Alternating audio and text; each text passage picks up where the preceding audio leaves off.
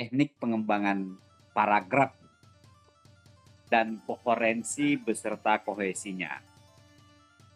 Saya akan memulai dengan masuk ke apa yang disebut perincian ataukah detail, bagaimana detail suatu paragraf.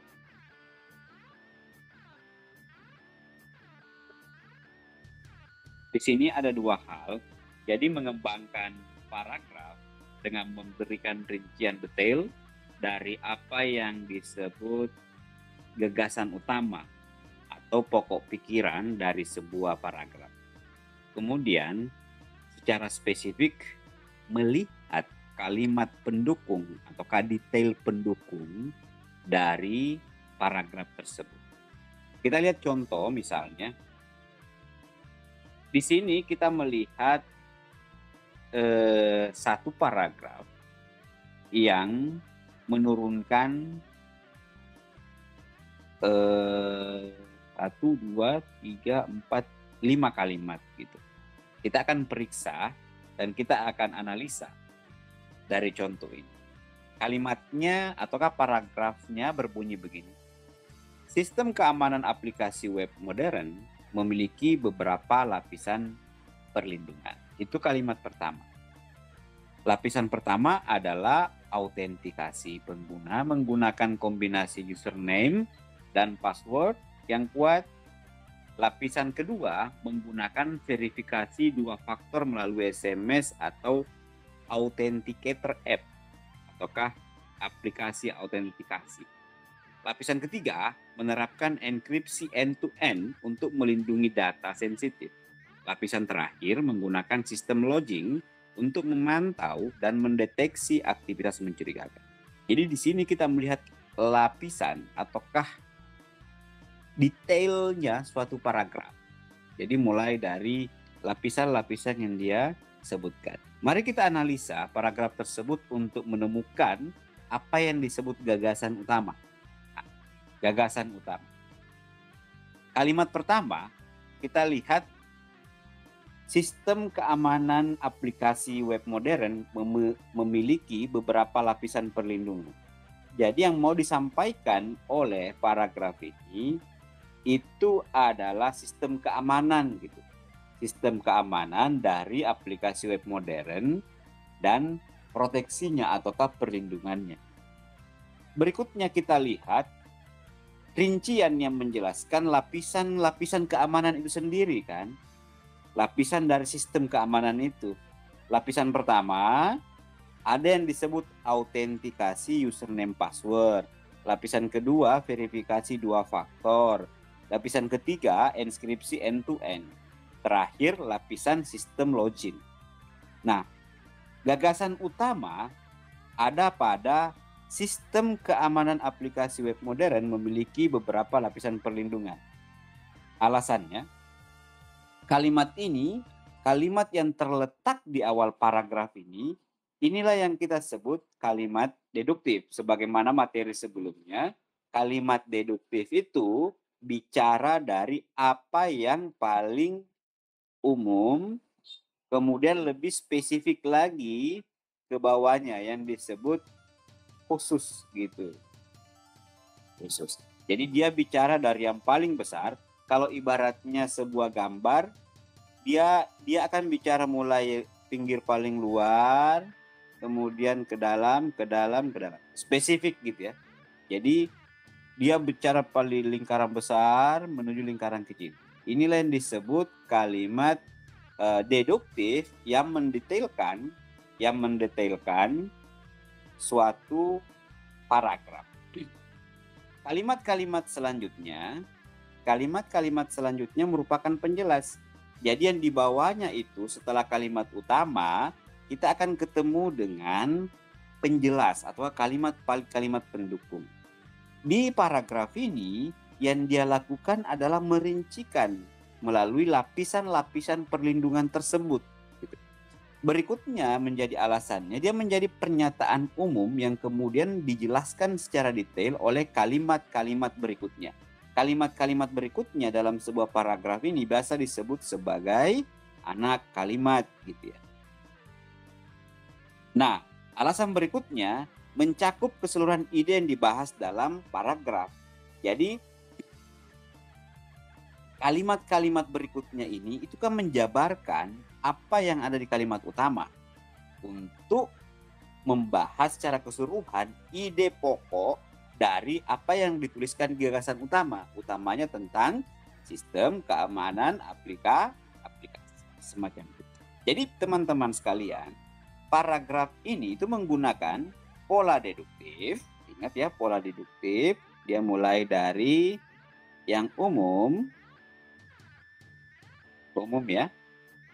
Di mana gagasan utama ditempatkan di mana? Di awal. Dia menempatkan gagasan utama ditempatkan di awal paragraf. Kemudian diikuti dengan kalimat-kalimat penjelas di bawahnya yang level-level tadi yang memberikan detail tentang lapisan-lapisan keamanan. Inilah yang disebut teknik perincian ataukah bagaimana membuat suatu kalimat itu memberikan informasi detail tentang gagasan utama ataukah pokok pembahasan dari suatu pernyataan ataukah suatu paragraf. Selanjutnya dari materi ini kita melihat bagaimana sih yang disebut teknik perbandingan dan pertentangan dalam suatu paragraf. Oke. Teknik perbandingan ini itu menaruh ataukah seringkali dalam sebuah paragraf dia membandingkan dua atau lebih hal, di mana di dalamnya yang terjadi yang sering dilakukan adalah menunjukkan suatu perbedaan ataukah suatu persamaan dan perbedaan dari topik yang dibicarakan. Kita lihat contoh di paragraf berikut. Ini istilah-istilah ini harus diketahui oleh anak teknik informatika ya, atau anak informatika ya. Contoh misalnya dalam paragraf MySQL dan PostgreSQL memiliki karakteristik yang berbeda dalam penanganan data. Jadi dua hal ini ya yang dicoba untuk dijelaskan melalui paragraf tentang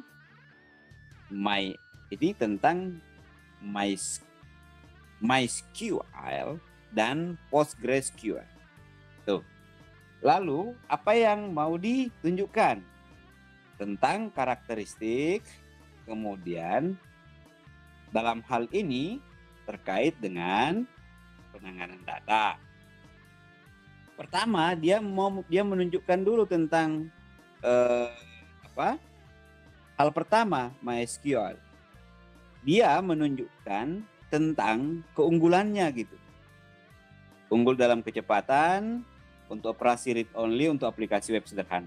Sebaliknya yang bagian kedua, dia menunjukkan kehandalannya dalam menangani transaksi kompleks dan menawarkan fitur lanjutan seperti custom data types. Lalu apa yang dilakukan di akhir paragraf? Meski demikian, jadi dia menunjukkan pada akhirnya yang pertama apa yang ditunjukkan? Ini kan yang ditunjukkan kan perbedaan. Lalu di akhir kalimat dia menunjukkan keduanya sama-sama mendukung ACID compliance dan dapat diandalkan untuk aplikasi enterprise. Jadi di akhir dia menunjukkan kesamaan dari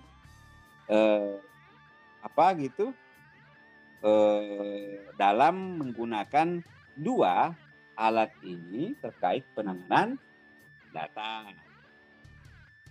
Mari kita lihat analisanya.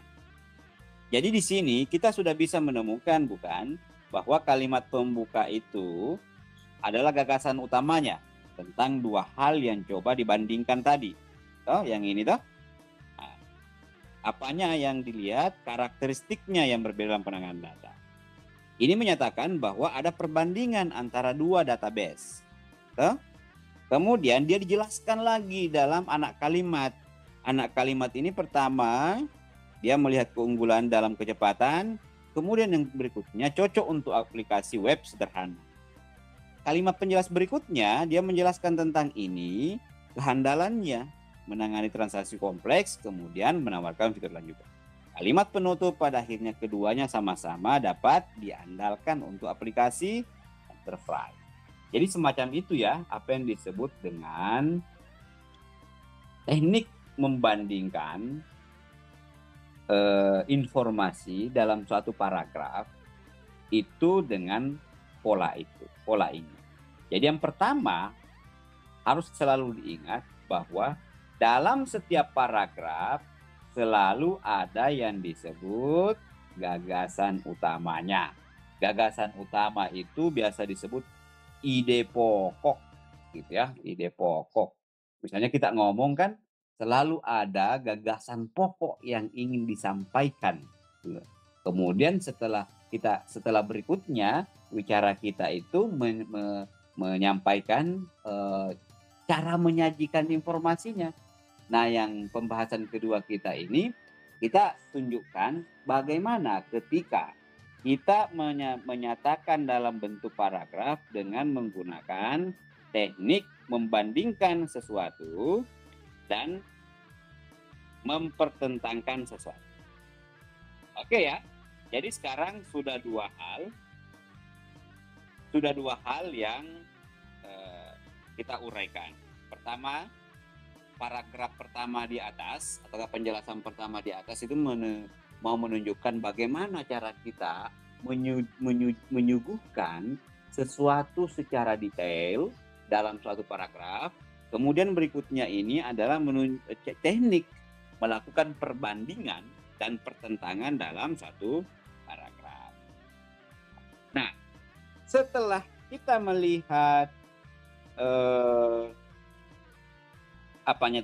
dari strukturnya, kita juga menemukan bahwa dalam konteks perbandingan dia menggunakan penanda perbedaan.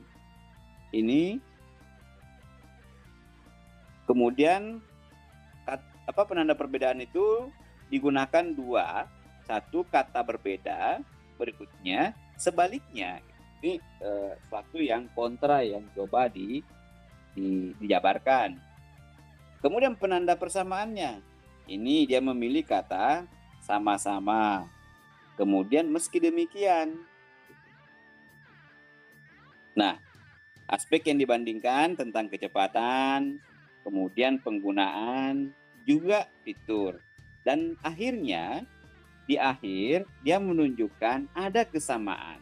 Apa yang sama tentang ini juga keandalannya untuk web enterprise. Gitu ya teman-temannya. Jadi kita sudah punya dua pengetahuan mengenai cara mendetailkan dan cara menyajikan paragraf dengan pola membandingkan dan mempertentangkan. Efektivitas paragraf di atas juga bisa dilihat. Paragraf ini memiliki kejelasan perbandingan, memiliki struktur logis, juga menggunakan apa yang disebut kohesi dan koherensi dalam kalimat. Nanti kita jelaskan di bagian bawah apa yang disebut kohesi dan koherensi dalam suatu paragraf. Utamanya bagaimana kata penghubung digunakan secara tepat, bagaimana alur ide yang mengalir dan terhubung itu dibangun dalam suatu paragraf. Apa manfaatnya ketika kita membuat paragraf yang konteksnya perbandingan? Pertama, itu akan memudahkan pembaca, memudahkan pemahaman pembaca terkait isi dari paragraf itu. Utamanya akan mudah dia menemukan perbedaan secara jelas, kemudian menemukan persamaan menjadi lebih terlihat. Juga akan lebih mendalam lagi analisa pembaca dalam membahas berbagai aspek, juga memberikan perspektif yang seimbang. Nah, ini juga membantu pembaca itu mengambil keputusan ya dalam memilih tools yang dijelaskan. Jadi membantu memilih database sesuai kebutuhan. dengan menunjukkan kelebihan dan keterbatasan. Jika kita menggunakan teknik ini, penulis selalu berhasil menunjukkan perbedaan karakteristik, memberikan contoh penggunaan yang sesuai, dan juga menyeimbangkan dengan penunjukan persamaan. Sehingga membantu pembaca apa yang saya bilang di awal, memahami kapan menggunakan masing-masing database. Setelah dua hal di atas, kita masuk pada apa yang disebut teknik analogi. Teknik analogi ini juga suatu paragraf yang sering dibangun dengan membandingkan dengan hal yang lebih familiar. Jadi kalau sama persis ketika kita menjelaskan sesuatu, konteksnya itu harus selalu disesuaikan, utamanya kemampuan kita menggunakan teknik atau pernyataan-pernyataan analogis. Jadi dia juga memudahkan pemahaman konsep yang kompleks ya ketika dituliskan. Contoh paragrafnya, database dapat dianalogikan seperti perpustakaan digital. Nah, nanti kita lihat bagaimana dia menganalogikannya lewat perbandingan yang dianggap hampir semua orang tahu. Jadi apa itu yang disebut database? Jadi database itu mirip dengan perpustakaan digital. Tabel dalam database itu mirip dengan rak-rak buku yang berbeda. Jadi kan sudah ada yang familiar kan tentang database rak-rak buku. Di mana setiap rak itu menyimpan kategori buku. Primary key bertindak seperti nomor katalog. Jadi ada disebut primary key. Dia itu mirip nomor katalog yang unik untuk setiap buku. Kalau Anda ke perpustakaan, Anda akan menemukan nomor katalog itu. Sementara itu, apa yang disebut foreign key itu berfungsi seperti referensi silang yang menghubungkan satu buku dengan buku lainnya. Nah, mari kita analisa penggunaan teknik analogi dalam paragraf di atas. Konsep utama yang dijelaskan, pertama adalah database. Database. Apa itu database? Dia dianalogikan seperti perpustakaan digital. Ketika dia ngomong table, itu dianalogikan rak-rak buku. Primary key itu dianalogikan nomor katalog. Origin key itu referensi silang ya. Seperti itu. Nah, bagaimana memetakan analogi di atas? Database itu setara dengan perpustakaan, tempat penyimpanan data. Kalau di database disebut tempat penyimpanan data. Kalau di perpustakaan itu disebut tempat penyimpanan buku gitu ya. Terorganisir, teratur. Terorganisir ya.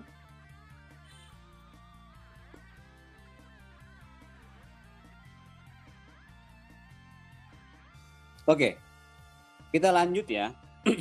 Kita lanjut di contoh tabel rak buku. Tabel itu sama dengan rak buku, nomor katalog. Uraiannya seperti di bawah ini.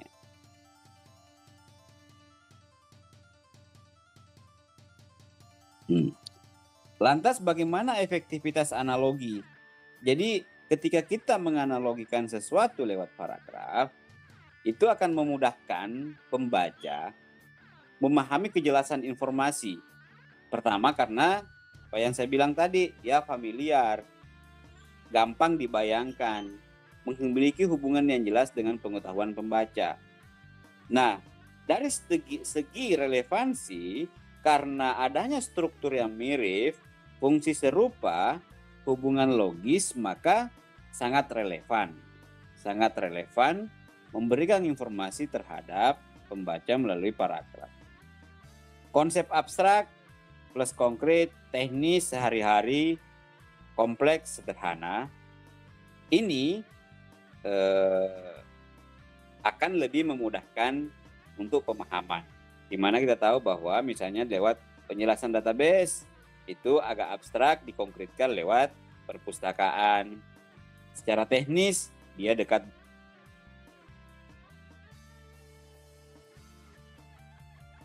Nah, bagi pembaca, analogi ini membuat kita memahami dengan mudah apa yang disebut konsep baru, mengingatnya lebih mudah, membuat koneksi mental dari analogi yang dibuat.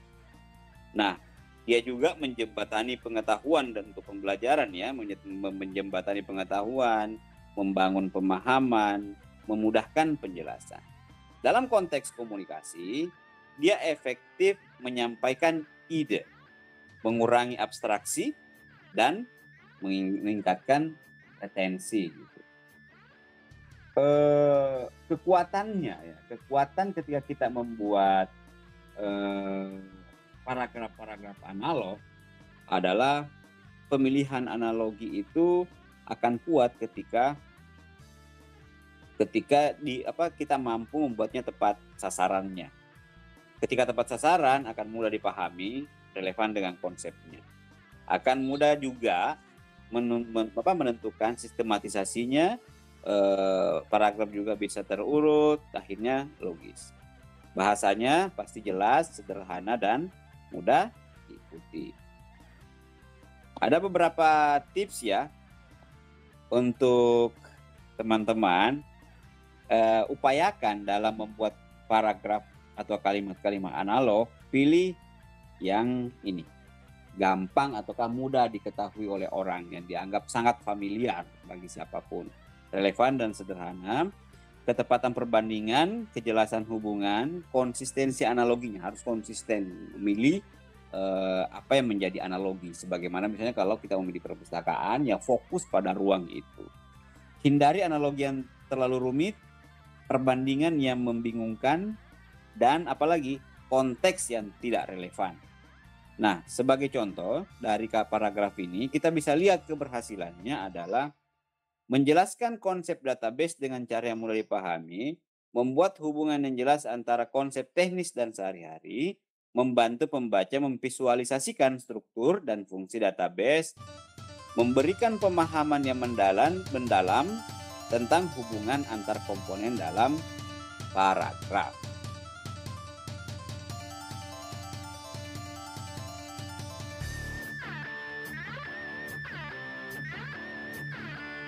Mari kita lihat teknik lain dalam membangun suatu paragraf.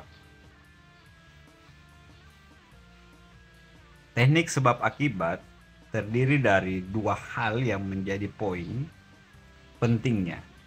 Pertama adalah hubungan kausal. Apa itu hubungan kausal?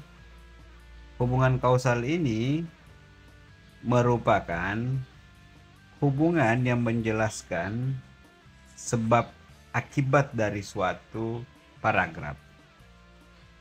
Selain itu, suatu paragraf yang menggunakan teknik kausalitas sebab akibat, dia juga dapat menunjukkan logiknya suatu paragraf ataukah logiknya suatu pikiran utama yang sedang ingin disampaikan dalam bentuk paragraf. Jadi dia punya konsekuensi logis ketika kita mengambil keputusan A, kemudian terhubung dengan B, akibatnya akan semacam ini.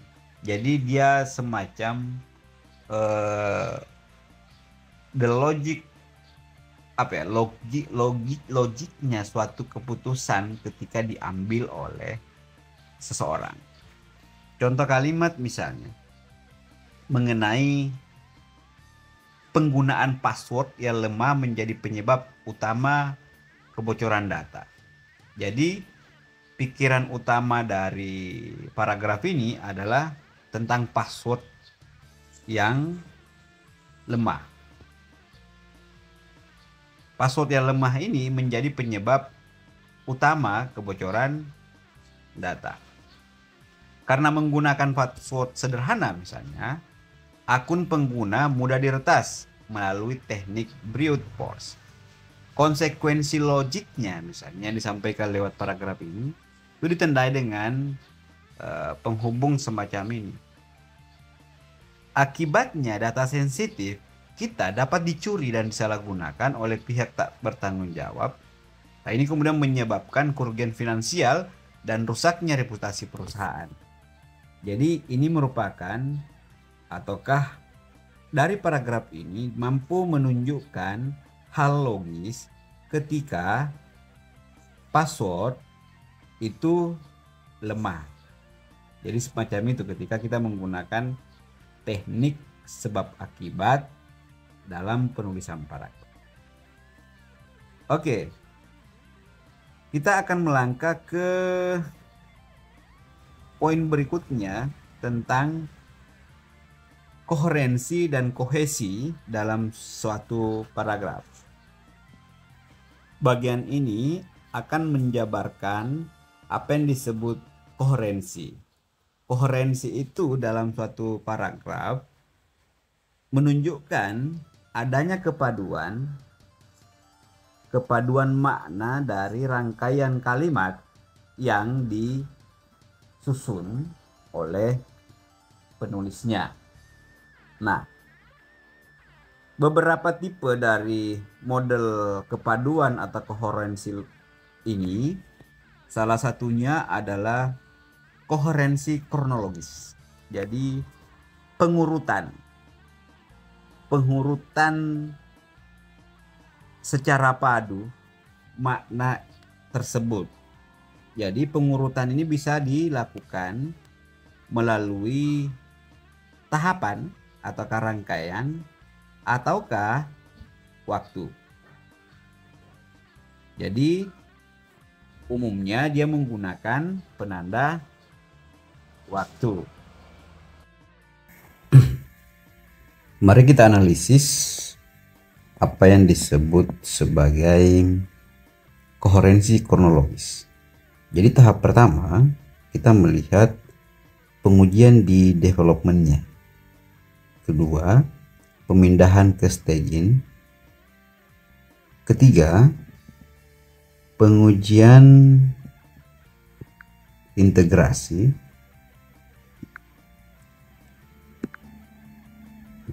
ya. Dan tahap 4 deploy ke produksi.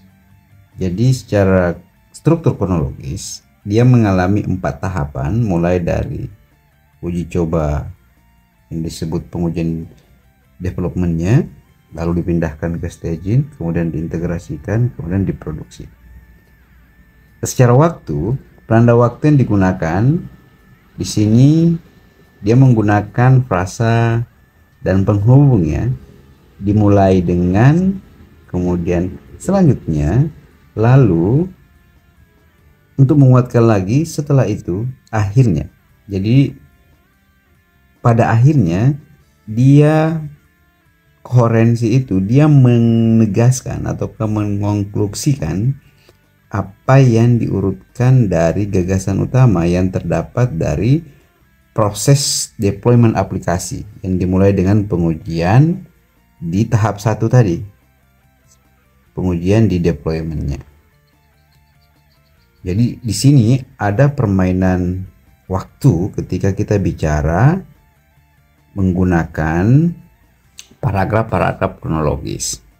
Karakteristik dari paragraf kronologis ini yang paling penting di 3 hal. Pertama, kita di sana bicara urutan, keterhubungannya atau koherensinya, dan kejelasannya. Pada segi keurutan, yang disebut keurutan di sana itu logis dan berurutan. Tahapannya yang jelas, juga alur yang sistematis yang perlu ditekankan. Kemudian koherensinya paling penting adalah keterhubungan antar kalimat yang dibangun. Alur kalimat juga mengalir dan penggunaan waktu atau penanda waktu yang tepat. Di sini pada akhirnya akan melahirkan kejelasan gitu. Proses yang jelas, tahapan struktur, dan mudah diikuti oleh pembaca. Efektivitas gitu. Kita sudah melihat bagaimana karakteristik paragrafnya. Efektivitas ketika kita menggunakan paragraf paragraf koherensi ini. Paragraf koherensi dalam kaitannya pada kronik atau kronologi. Jadi secara efektif dia bisa menjelaskan proses dengan urutan yang jelas ya. Jadi kalimat paragraf ini bisa membuat urutan-urutan itu tampak lebih jelas, kemudian memudahkan pemahaman orang pada ide kalimat awal itu tentang tahapan deploymentnya dan memberikan gambaran proses yang sistematis. Jadi di sana urgensi dari susunan paragraf yang kronologis. Lalu bagaimana dengan apa yang dimaksud koherensi kausal? Nah, kausal ini adalah upaya pokok pikiran yang diturunkan menjadi paragraf menunjukkan hubungan sebab akibat dari suatu gagasan yang kita mau sampaikan. Nah, penanda yang kaitannya dalam hal ini yang penting di sana memang penanda kausal. Kita coba lihat contoh paragraf berikut. Nah, dia dimulai dengan kalimat server mengalami overload karena lonjakan traffic yang signifikan. Nah, di sana subjek yang dibicarakan adalah server mengalami overload. Itu sudah ada indikasi kausal ya yang ditaruh karena melonjaknya traffic yang signifikan. Lalu akibatnya langsung sudah ada akibatnya respons aplikasi menjadi sangat lambat. Oleh karena itu tim DevOps itu segera menambah kapasitas server dan mengimplementasikan load balancingnya. Hasilnya, jadi coba lihat mulai dari pokok kalimat pokok gitu, kemudian muncul namanya juga kausal ya, akibat langsung yang ditunjukkan di sini. Nah, di sini juga langsung pada penyebab karena lonjakan traffic ya, akibatnya kemudian ditegaskan lagi dengan oleh karena itu dan hasilnya. Nah, coba kita analisis ya pola dari sebab akibat itu. Pola sebab akibat itu selalu dimulai dengan sebab awal atau akibat. Nah, sudah saya sebutkan tadi di awal bahwa sebab dari lonjakan traffic yang mengakibatkan server overload itu sudah dimulai dari awal kalimat. Ketika bicara tentang masalahnya berarti kita menaruh dampak yang diakibatkan dari lonjakan traffic ini. Nah, pertama masalah yang kita garis bawahi server overload, kemudian dampaknya pasti adalah respons aplikasi yang melambat. Nah, tindakan dari kejadian ini itu menghasilkan ataukah memberi hasil. Pertama, tindakan menambah kapasitas dan load balancing. Hasil yang diakibatkan adalah performa normal semacam itu.